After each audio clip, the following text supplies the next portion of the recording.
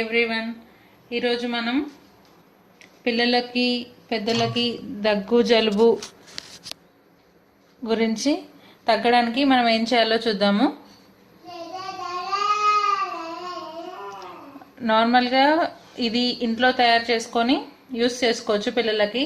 ప్రతిసారి దగ్గుకి జలుబుకి మనం సిరప్స్ వాడుతూ ఉంటాము. దానివల్ల దాని బదులు మనం ఈరోజు ఏంటంటే ఇంట్లోనే ఇది ప్రిపేర్ చేసుకొని పిల్లలకు యూస్ చేశారనుకోండి, దగ్గు జలుబు త్వరగా తగ్గుతుంది. వేరే సైడ్ ఎఫెక్ట్స్ కూడా ఉండవు. దీనికోసం మనము కావాల్సినవి వాటర్, పసుపు, ఓమ కూడా కావాలి, వాము. ఈ వాటర్లో మనం పసుపు వేసుకోవాలి. వేసుకొని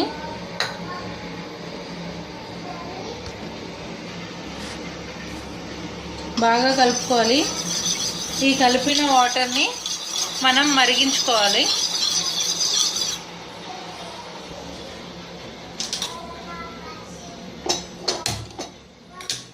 ఇలా మరిగించుకోవాలి. ఇది ఇంట్లో తప్పకుండా చేయవలసిన ఆయుర్వేద మందు లాంటిది. ఇది స్వయంగా నేను ఇంట్లో చాలాసార్లు యూజ్ చేసిన ట్రిక్ ఇది. దీనికోసం మనం ఏ అవసరం లేదు, ఓన్లీ వాటర్, పసుపు చాలు. దీనివల్ల పసుపులో చాలా యాంటీబయాటిక్స్ ఉంటాయి. అంతేకాకుండా జలుబుకు దగ్గుకి కూడా చాలా బాగా పనిచేస్తుంది. దీనివల్ల రోగనిరోధక శక్తి అనేది చాలా పెరుగుతుందండి.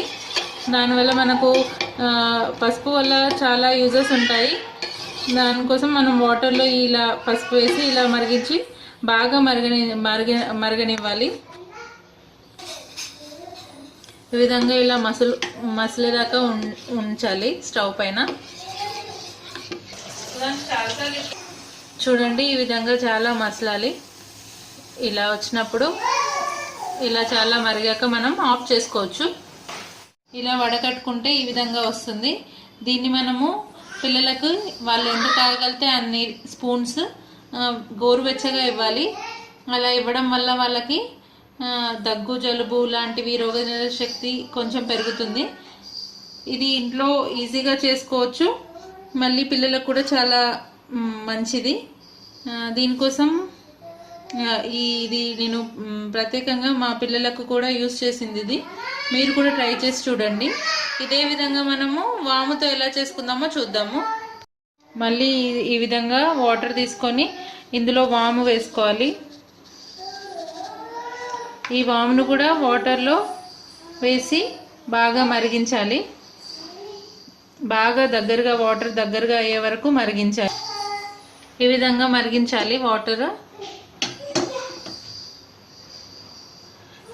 వాము వల్ల మనకి దగ్గు జలుబే కాదండి, ఇంకా కడుపులో ఉబ్బసం లాంటివి కూడా తగ్గిపోతాయి. కాబట్టి ఇది పిల్లలకు చాలా మంచిది. ఇలా బాగా మసలాక వాము వాటర్ బాగా మసలాక వడకట్టుకొని పిల్లలకు తాగిపించామంటే పిల్లలకు దగ్గు జలుబు లాంటివి చాలా ఉపశమనం కలుగుతుంది, త్వరగా తగ్గిపోతాయి. ఎటువంటి బయట సిరప్స్ కాకుండా ఇది ఇంట్లో చేసుకొని వాడుకోవచ్చు.